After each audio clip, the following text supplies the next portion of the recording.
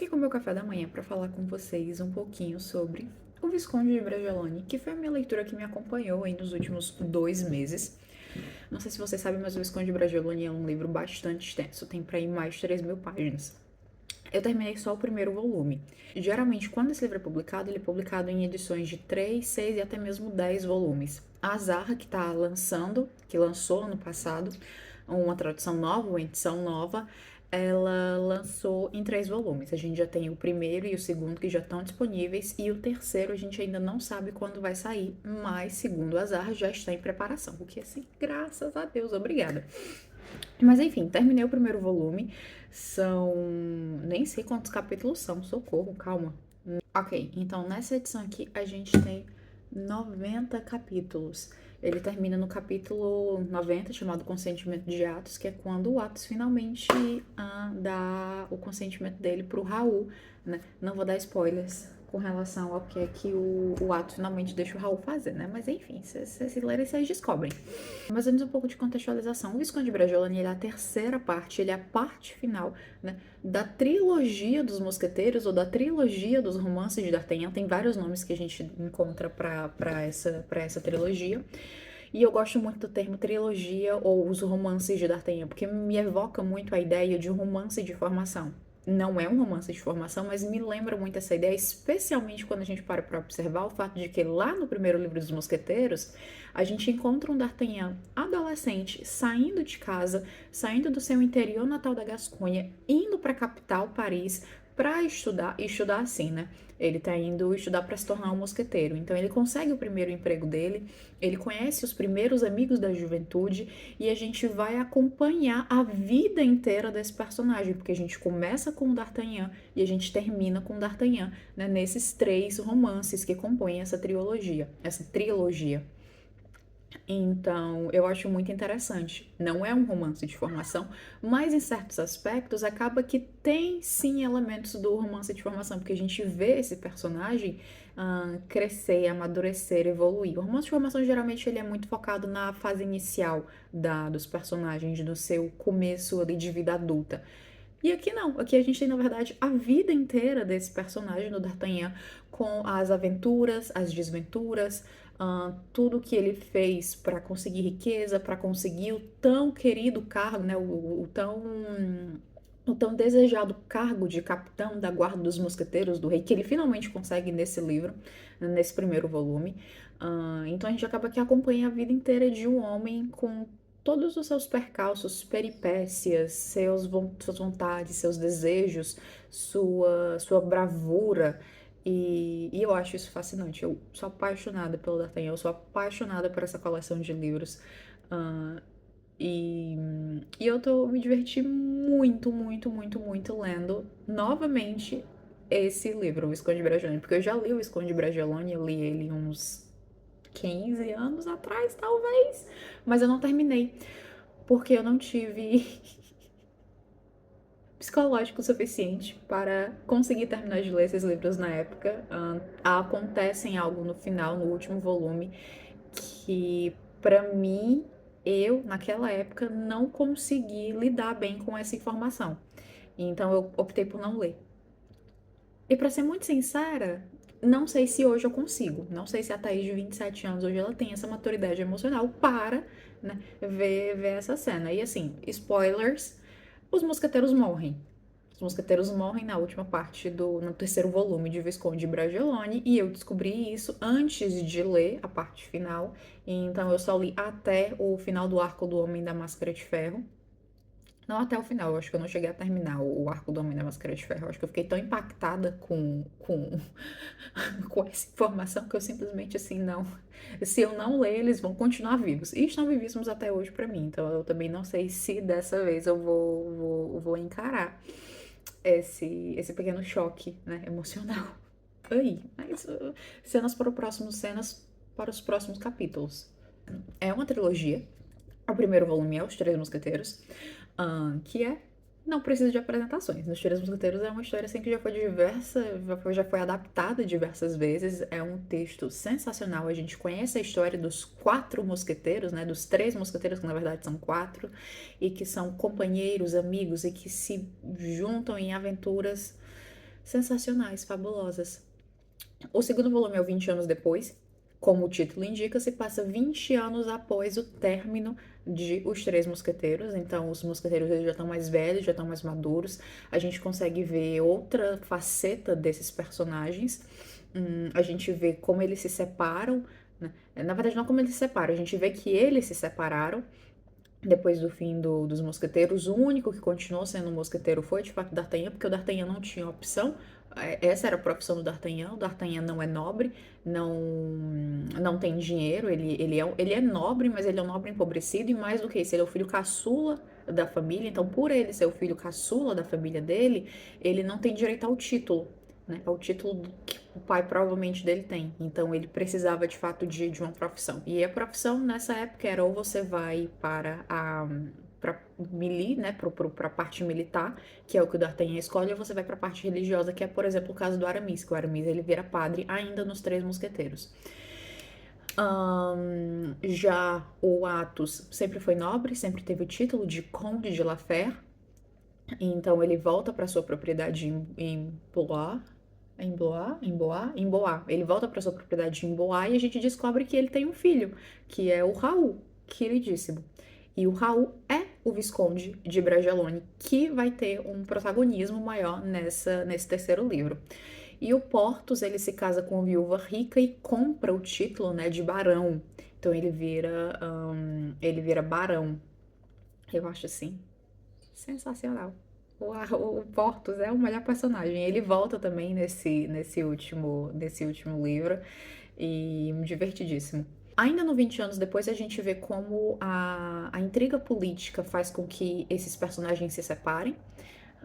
E cada um deles ajam de forma própria de acordo com seus interesses políticos, se eles querem apoiar o cardeal ou se eles querem apoiar o rei. Mas, ao fim, quando uma aventura maior que chama, que no caso é o arco que se passa na Inglaterra, para prevenir, né, a decapitação do Carlos I, eles se juntam novamente e partem para a Inglaterra para tentar salvar a vida do rei. Claro que eles não conseguem, porque a decapitação do Carlos I, né, a morte do Carlos I, é um evento histórico que não dá para ser mudado. E isso é um fato muito interessante. Esses livros, eles são romances históricos. E aqui, por favor, não confundam romance histórico com romance de época, com romance de costume, porque todos esses são coisas diferentes. O romance histórico, ele tem como principal elemento, né, a veracidade histórica. Apesar de ter diversos elementos que são ficcionais e de ter personagens fictícios, esses personagens fictícios eles são inseridos em momentos históricos junto de pessoas históricas e ele tende a ser historicamente preciso. Então, o fato histórico ali sempre vai prevalecer. Um romance de costume, por exemplo, é um romance em que o principal objetivo dele é fazer uma crítica ou demonstrar os costumes de uma determinada sociedade e, mais especificamente, a sociedade em que aquele escritor viveu. É o caso, por exemplo, dos livros da Jane Austen. A Jane Austen, quando ela escreve Orgulho e Preconceito, quando ela escreve Razão e Sensibilidade, quando ela escreve Emma, ela tá demonstrando os costumes da época dela, da sociedade dela, ao mesmo tempo que faz uma crítica ali, assim, ó, maravilhosa. O romance de época, por outro lado, ele é uma história que se utiliza de um pano de fundo de um determinado período histórico, mas ele não se preocupa em transmitir uma veracidade histórica. Ele não é escrito na mesma época em que a história se passa e geralmente ele moderniza determinados aspectos desse passado que ele está ali construindo. Então, um exemplo de um romance de época, por exemplo, Bridgerton. Bridgerton tem todo aquele pano de fundo do período regencial, mas Bridgerton não se importa em transmitir os valores e os costumes daquela época ou em ser verdadeiramente ou em representar a história tal qual ela era, né? Ela traz diversas adaptações e traz diversas modernizações. Mas enfim, e aqui a gente acaba conhecendo muito bem o que aconteceu naquela época, o contexto histórico do reinado, né? Do reinado primeiro dos Três Mosqueteiros é do reinado do Luís XIII. Depois, no 20 anos depois, é o período de regência da Ana d'Áustria. E agora, aqui no Visconde de Bragelonne, a gente vai ver o início e a consolidação do reinado do Luís XIV, que é o Rei Sol e que foi, né? E que foi um dos mais importantes reis franceses. Ou pelo menos foi um dos mais aclamados reis franceses. O problema de gravar vídeo enquanto eu tomo café da manhã é que eu esqueço completamente o café da manhã. Ele fica assim, frio. Mas tudo bem. Tá, mas agora que eu já falei um pouquinho do contexto histórico da obra em si, vamos falar um pouquinho do contexto de produção dessa obra. Porque a narrativa se passa no século XVII. Isso é fato. Mas a história é escrita no século XIX. Então a gente tem aí um período temporal bastante distanciado. Né? Quando Dumas escreve essa obra, os valores sociais na França, os valores culturais na França são outros. A França já não é mais monarquista. A França, nessa época, ela já tinha passado pelas revoluções francesas, pelo reinado de Napoleão. Então, era um momento também politicamente conturbado na França quando o Alexandre Dumas escreve esses livros. O primeiro livro, ele é escrito em 1844, que é Os Três Mosqueteiros. O Visconde de Bragelonne, ele vai ser escrito entre 1847. Calma, deixa eu confirmar. Eu tenho aqui todas as minhas anotações e as minhas opiniões sobre o livro. Ele foi escrito em 1840, entre os anos de 1847 e 1850. Então, assim, o Alexandre Dumas ele começa a escrever esse livro 3 anos depois de ter terminado a publicação de Os Três Mosqueteiros. Então, vocês percebam que é um tempo muito curto entre a publicação e outra. Então, eu fico imaginando o pessoal que lá atrás na França, que nessa época começou a ler em 1844 e ficou até 1850 presos nessa história, porque os livros naquela época, essa história especificamente, era lançada em folhetim, então ela saía semanalmente com o jornal. É quase como o antepassado mesmo, assim, o folhetim é o avô da nossa novela, da telenovela que passa na televisão. Então, imagina, toda semana você ficar ali esperando e querendo e sabendo o que é que aconteceu. Eu ficaria assim, eu não conseguiria, porque eu leio, eu sento, leio e leio assim um monte. E eu lembro, quando eu tava lendo aqui agora o Visconde de Bragelonne, eu ficava com tanta raiva, porque eu li enquanto eu ia pro trabalho. Então, sempre quando eu tava no trem, eu tava lendo ele. E, tipo, me dava tanta raiva quando eu chegava na estação que eu tinha que parar de ler. Eu ficava, não, mas eu quero. Eu quero continuar, eu quero saber o que é que acontece. Mas enfim. Com relação às diferenças entre esse livro específico e o anterior, porque de fato há muitas diferenças, quando a gente pega Os Três Mosqueteiros, a gente tem muita intriga, a gente tem muita aventura, a gente tem muitos duelos, e o foco é muito mais próximo nessa ideia da aventura, da ação, do romance de capa-espada. E assim, se vocês quiserem um vídeo só sobre o romance de capa-espada, eu também faço bem bonitinho como é que ele se origina, como é que ele se desenvolve, como é que ele se torna um romance zaranturiano e como é que depois isso vai ser parodiado em A Princesa Prometida. E que A Princesa Prometida é uma paródia, mas que é um grande elogio a todo o gênero e faz com que o interesse por esse gênero seja renovado e leva uma leva inteira, uma geração inteira nova, né, de telespectadores e leitores para esses tipos de conteúdo. Eu, inclusive, porque eu comecei com A Princesa Prometida, foi com A Princesa Prometida que eu me apaixonei por esse tipo de história, e a partir disso é que eu volto para resgatar. A minha história com os mosqueteiros é um pouco diferente, não foi por causa da Princesa Prometida, mas A Princesa Prometida foi o que me fez gostar desse tipo de narrativa. Mas enfim, é extenso, então assuntos para um outro vídeo, talvez. Mas enfim, então enquanto que no primeiro texto a gente tem muito mais elementos do romance de capa-espada, nos 2 outros livros, no 20 anos depois, no Visconde de Bragelonne, a gente tem muito mais esse caráter mesmo do histórico, do romance histórico. A gente tem menos. A gente continua tendo aventuras, claro, porque é um livro de aventuras, não tem como a gente negar isso, mas o aspecto político ele se torna cada vez mais presente. A gente vai ter esse aspecto político lá no 20 anos depois, com a crise da Ronda, em que a gente tem uma facção, basicamente quase uma guerra civil na França dividida, em que a gente tem uma parte que apoia o cardeal e tem outra parte que apoia o rei, e os nobres ficam em guerra por conta disso. E aqui no Visconde de Bragelonne a gente vai conhecer a corte do Luís XIV, essa corte inicial do Luís XIV e como ele procura trazer estabilidade, como ele busca distanciar o governo dele do governo anterior, né, do Mazarino, do cardeal Mazarino. Então a gente acaba que conhece as personagens e as figuras centrais que estavam ali naquela época no jogo político. E eu acho fascinante, porque o Dumas ele utiliza os diários que essas pessoas escreveram, que essas pessoas deixaram para poder construir, para poder dar mais veracidade e autenticidade para a história que ele escreve. Então, sim, os personagens, tem vários personagens que são fictícios, tem várias coisas que são inventadas, mas tem muito de verdade. E eu gosto muito disso, porque faz com que eu me aproxime desses personagens. E nessa transição entre você ter um primeiro romance que é muito mais de aventura, que é muito mais voltado pro duelo, pra intriga, para um romance que é muito mais voltado para intriga, mas para intriga política, para intriga amorosa, para essas relações sociais dentro de uma corte, a gente tem também a mudança de valores. A gente pode perceber a mudança de valores que ocorre dentre esse período ali da França de 1660, mais ou menos, que é quando o Visconde de Bragelonne tem início. E a gente também consegue perceber isso nos personagens, porque enquanto os três mosqueteiros, o Athos, o Porthos, o Aramis nem tanto, mas o D'Artagnan, o Athos e o D'Artagnan, principalmente, que são os representantes desses velhos valores, eles entram em conflito com essa nova geração que tem valores muito diferentes. E isso fica muito, muito claro na figura do Raul.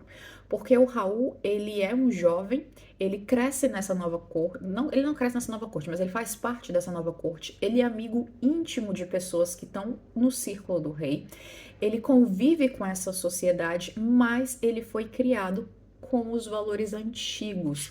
Então, ele tá em uma corte que é dissoluta, em uma corte que é extremamente individualista, em uma corte em que você só se relaciona com as outras pessoas com base nos interesses que essas outras pessoas podem trazer para você, né, no interesse político, no interesse econômico que elas podem lhe trazer, no benefício que elas podem lhe trazer, em uma corte em que as pessoas não têm mais os mesmos valores de cavalaria assim, né, os valores corteses, em que a lealdade não é mais tão valorizada, em que tá todo mundo envolvido em intrigas, tentando abafar os escândalos. E a gente tem o Raul, que tá dentro dessa corte e que tenta não se corromper por essa corte, porque o Raul, ele foi criado para ser fiel, para ser leal, para ser companheiro, literalmente. Ele foi ensinado os valores de camaradagem e companheirismo que os mosqueteiros, né, que pelo menos o Athos e o D'Artagnan valorizam assim de forma extrema. Meu celular tá reclamando que ele está muito quente, que ele simplesmente não vai continuar gravando. Então assim, né? É isso, esperar o querido esfriar. Enfim, eu só sei que eu li horrores lendo esse livro. Tipo, mas ri muito. Tem um arco que é o arco do sequestro do Monk, que é hilário. Meu Deus, o D'Artagnan é incrível. Eu amo esse personagem, sério. Apaixonado pelo D'Artagnan. E esse arco do Monk, ele é sensacional. Vocês não estão entendendo. O Monk, ele é um general. Ele foi um general inglês, porque assim, nesse livro nós vamos de novo para a Inglaterra, os mosqueteiros vão de novo para a Inglaterra para tentar restaurar o trono do Carlos II. Esse é um dos arcos da narrativa, porque, como boa novela, né, como bom romance de folhetim, tem vários. E aqui, novela que eu tô falando não é novela gênero literário, tá? Novela tipo novela de TV mesmo. Tem vários arcos narrativos, né? E um dos arcos dessa história é justamente o da restauração do trono do Carlos II na Inglaterra. E esse é, na verdade, um grande arco que pega quase todo esse primeiro volume. Então, basicamente, o D'Artagnan e o Athos, eles vão tentar restaurar o trono do Carlos II, mas cada um deles tem ideias diferentes e eles não conseguem se comunicar. Eles não conversam um com o outro, porque quando o D'Artagnan vai em busca do Athos, o Athos já não tá mais na casa dele. E então o D'Artagnan tem assim uma ideia genial de: vou me disfarçar de pescador, vou ir na Inglaterra, vou sequestrar Monk e vou trazer o Monk para o Carlos II. Porque se o Monk nunca recebeu o Carlos II, né, se o Carlos II não pode ir até o Monk, o que é que o D'Artagnan pensa? Vou fazer o Monk ir até Carlos II. O Athos, por outro lado, ele vai mais para uma via diplomática. Ele vai como embaixador, né, na figura de embaixador do Carlos II para a Inglaterra, para conversar com o Monk e tentar, né, convencer o Monk a receber o rei. Só que o D'Artagnan entra no meio do caminho e sequestra sequestra o Monk e volta pra Holanda, porque o Carlos II ele tá na Holanda nessa época. Volta pra Holanda e fala assim, e o D'Artagnan, essa parte, claro, é toda ficcional, né? É toda fictícia, toda inventada, mas eu acho assim hilário. E aí o D'Artagnan vai falar com o Carlos II e o D'Artagnan sem nenhuma papa na língua, não quer nem saber se ele tá falando com o rei, se ele tá falando com o Zé da esquina. Ele chega assim pro Carlos II, então, senhor, resolvi seu problema. E aí o Carlos II, tipo, mas que problema? Como assim? Não, o senhor não estava querendo conversar com o Monk? Aí o Carlos II, sim, senhor D'Artagnan, estava, mas o que é que você quer dizer com isso? Então, já que o Monk se recusava a receber Vossa Majestade, eu decidi trazer o Monk até Vossa Majestade. E aí o Carlos II fica assim, como assim trazer um Monk até mim? Do que você está falando, senhor? Você está zombando de mim? E o D'Artagnan, não, foi muito simples. Eu fui à Inglaterra, peguei o Monk e trouxe ele. E aí o Carlos, como assim o senhor foi à Inglaterra, pegou, sequestrou o general mais bem protegido do país, a pessoa mais poderosa do país na época, sem mais nem menos? Com quantas pessoas você fez isso? Só eu, senhor. E aí o rei fica, não, senhor D'Artagnan, o senhor só pode estar de palhaçada com a minha cara, o senhor pode estar de piada com a minha cara. Não, se o senhor quiser, em 5 minutos ele tá aqui na sua frente. Aí o rei, claro, depois, então, senhor D'Artagnan, traga, me mostre um homem. E aí o D'Artagnan dá um assobio, ele tinha contratado um grupo de meliantes, basicamente, para ajudar ele, foram todos disfarçados de pescadores para Inglaterra. E aí, quando ele dá esse assovio no meio da noite, ele é respondido por uma outra parcela de assovio. E do nada, duas pessoas, assim, um grupo de pessoas carrega porta dentro do rei um caixão, um caixote. E dentro tá o Monk. E aquela é uma cena assim. É tão estapafúrdia. É tão estapafúrdia que, meu Deus, eu ri, mas eu ri tanto. Vale ler esse livro só por essa cena.